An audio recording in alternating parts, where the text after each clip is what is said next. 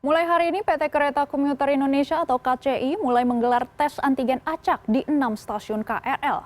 Mulai Senin pukul 8 pagi, tim kesehatan PT KCI mulai membuka posko tes antigen acak bagi penumpang KRL di stasiun Bogor. Dan dalam satu hari, PT KCI siapkan 100 hingga 150 alat tes antigen di 6 stasiun dengan volume penumpang tertinggi.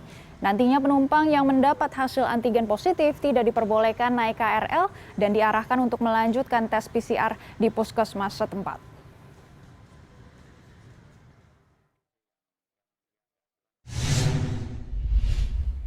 PT KCI akan menggelar tes antigen COVID-19 secara acak kepada penumpang KRL. Dan untuk mengetahui informasi terkini kami sudah terhubung dengan produser lapangan CNN Indonesia Putri Demes. Selamat pagi Demes, bagaimana mekanisme tes antigen secara acak ini kepada penumpang dan bagaimana tindakan yang dilakukan petugas setempat jika ada penumpang yang ditemukan positif atas tes antigen tersebut? Ya, selamat pagi Maggie. Mulai hari ini memang PT KCI, Kereta Komuter Indonesia, mulai melakukan swab antigen secara acak di 6 stasiun yang dianggap memiliki volume penumpang tertinggi. Untuk pagi keberangkatan salah satunya adalah di tempat saya melaporkan stasiun Bogor. Tentu saja selain di stasiun Bogor ada 3 stasiun lain yaitu Bekasi, Cikarang dan juga Tangerang. Dan ada 2 stasiun lainnya yang diberlakukan untuk swab antigen tetapi dilakukan di sore hari pada saat jam-jam padat yang digunakan sebagai stasiun transit di jam kepulangan kerja yaitu di stasiun Manggarai dan Tanah Abang. Untuk di stasiun Bogor tadi ini saya mengamati sejak pagi ini memang dimulai pukul 8 pagi Maggie, dan ditempatkan poskonya ini berada tepat sebelum penumpang melakukan tap kartu untuk masuk ke stasiun ataupun ke peron dari kereta KRL ini. Dan untuk swab yang dilakukan di stasiun Bogor dan di seluruh stasiun KRL ini dilakukan secara mandiri oleh unit kesehatan PT KCI. Dan untuk pelaksanaannya ini bisa dilakukan oleh penumpang secara gratis, jadi tidak dikenakan biaya apapun dan ini dilakukan oleh tim kesehatan PT KCI yang terdiri dari dokter, kemudian juga ada beberapa perawat.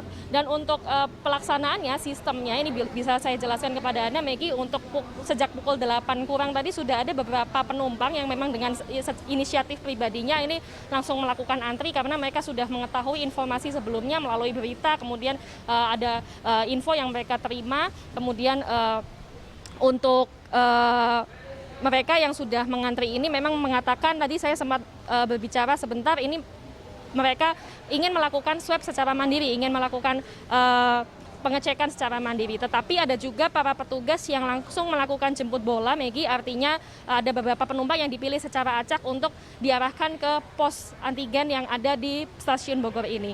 Dan untuk yang positif tentu saja nanti tidak boleh melanjutkan perjalanan atau tidak boleh naik ke KRL dan mereka langsung akan diarahkan untuk melanjutkan tracing dengan tes PCR untuk tes yang jauh lebih akurat di fasilitas kesehatan setempat.